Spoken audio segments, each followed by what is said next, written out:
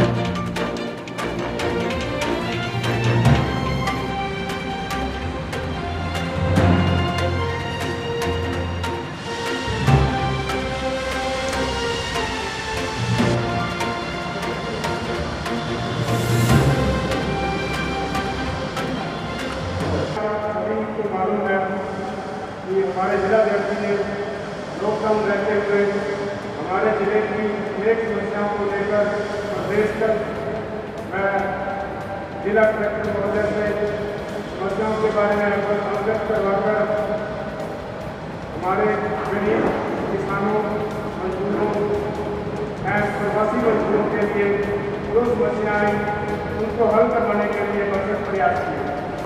तस्दीक की देर आपके समक्ष विचार रखेंगे।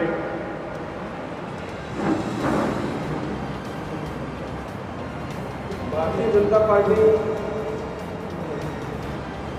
कर्णपुर नगर मंडल और कर्णपुर देहात मंडल की संयुक्त बैठक में हमारे बीच में भाजपा के हमारे बहुत ही ऊर्जावान जिलाध्यक्ष सम्माननीय आत्माराम जी तरट साहब नरेंद्र मोदी जी के दूसरे कार्यकाल का 1 वर्ष पूरा हुआ है और ये 1 वर्ष बड़ा ऐतिहासिक रहा। देश के अंदर वो समस्याएं जो कई वर्षों से आज़ादी के बाद से, आज़ादी के पहले से जो समस्याएं लगातार लंबित थी, नरेंद्र मोदी जी के कुशल नेतृत्व ने और उनकी सूझबूझ ने उन समस्याओं को इस देश से निकाला, इस देश से उन समस्याओं को मुक्त कराया और आज भारत विश्व गुरु बनने की ओर अग्रसर है। ये सब तभी संभव हुआ जब भारतीय जनता पार्टी में आप जैसे उन कार्यकर्ताओं ने जो बूथ संभाला, उन कार्यकर्ताओं ने जो मंडल स्तर पे, जिला स्तर पे, प्रदेश स्तर पे जो काम किया, उसी का परिणाम है कि विश्व की सबसे बड़ी पार्टी के रूप में भारतीय जनता पार्टी आज है। प्रदेश में हमारे सतीश पूनिया जी के नेतृत्व में इस कोरोना के संकट के समय कोई व्यक्ति घर नहीं बैठा। समय आप सब ने अपने अपने बूथ और मंडल पे जो काम किया, उसी का परिणाम है कि अनेक कार्यों के लिए प्रदेश भाजपा ने जिला की आज अपने सब लोगों की सराहना की है। मैं इसके लिए भी आप सबको साधुवाद और बधाई देता हूँ। जहाँ मास्क वितरण का कार्य चला, पूरे जिले के अंदर सरकार चाहे कोई भी आंकड़ा पेश करे, मुझे आज कहते हुए बड़ा गर्व हो रहा है कि भारतीय जनता पार्टी के कार्यकर्ता ने सरकार से भी बहुत ज़्यादा मास्क हमारे मंडल, गाँव में, शहर में, वार्डों में, गरीब कॉलोनियों में मास्क वितरण किया है। मातृशक्ति घर पे खुद बना के हमारे कपड़े के जो व्यापारी थे उनके पास सैंपल आए हुए थे, उन सैंपलों को उन्होंने निःशुल्क दिया और हमारे चाहे युवा मोर्चा के कार्यकर्ता थे, चाहे किसान मोर्चा के सब लोगों ने उसके अंदर अग्रणी भूमिका निभाई और प्रदेश के द्वारा इस बात की हमारे जिलाध्यक्ष जी के नेतृत्व को और सबको, आप जितने भी पदाधिकारी बैठे हैं, सबकी उन्होंने सराहना की है। आप प्रत्येक घर में पहुँचाने का प्रयास करें। जिन बूथों पर अपना कार्यक्रम नहीं हो पाया, अगले 2 या 3 दिनों के अंदर इस बैठक के बाद में मंडल अध्यक्ष जी अपने अपने जितने भी कार्यकर्ता आए हुए और संबंधित जी आगे मतलब चारों मंडलों की एक विधानसभा की रैली होगी, जिसमें भी अपने सबको अधिक से अधिक उसमें जुड़ना है। दोनों मंडल अध्यक्षों से निवेदन रहेगा कि वो 150-200 कार्यकर्ता प्रत्येक मंडल से उसकी एक लिस्ट बना के जिलाध्यक्ष हमें सौंपें, ताकि वो लिस्ट प्रदेश में भेजी जा सके और आपको एक लिंक भेजा जाएगा, उसके माध्यम से आप उसमें उस ग्रुप से अंदर जुड़ के उस रैली को सुन सकेंगे। उसमें हमारे प्रदेश के कोई नेता आपको संबोधित करेंगे।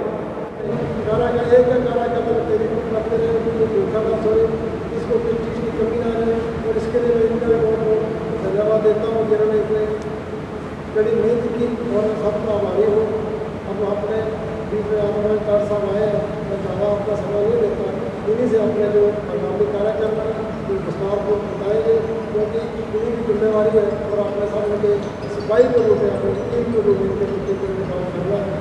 जिलाध्यक्ष श्री आत्माराम शरण जी, भारतीय जनता पार्टी के महामंत्री प्रदीप मेरठ जी, महामंत्री संदूक सिंह राम जी और मंच पर विराजमान नगर मंडल अध्यक्ष, बिहार मंडल अध्यक्ष और सामने बैठे हुए मेरे वरिष्ठ कार्यकर्ता मित्रों, माताओं, बहनों, सब हमारे आसपास जो है वो भूखा न सोए।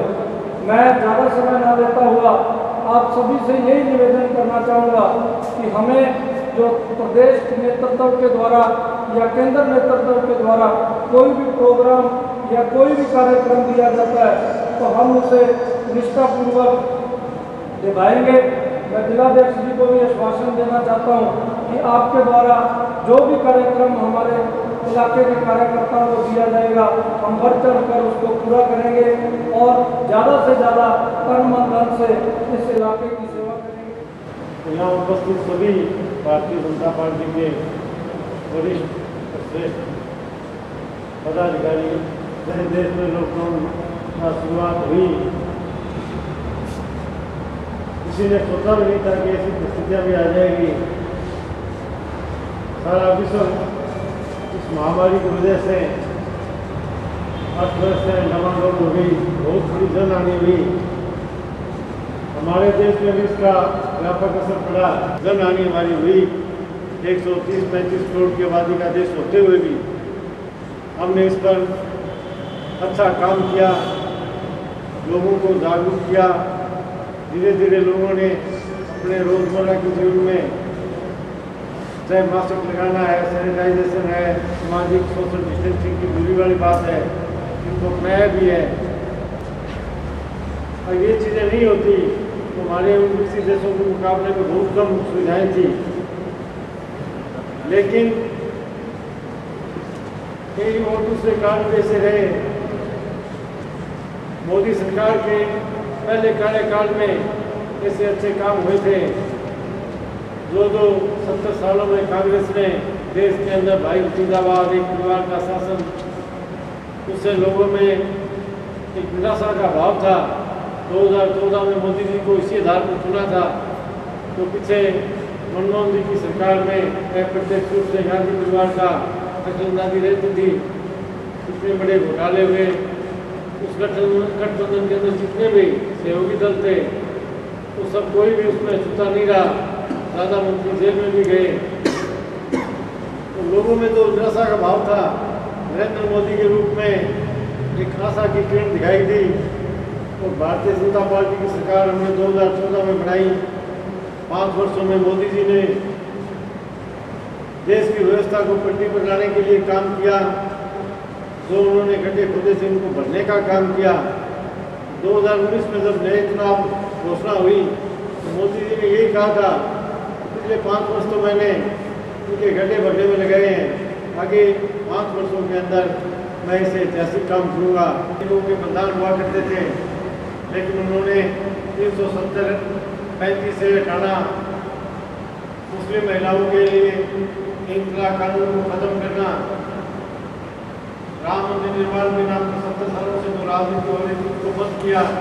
सुप्रीम कोर्ट ने लगातार सुनवाई करके इस मामले का शांतिपूर्ण तरीके से निस्तारण किया।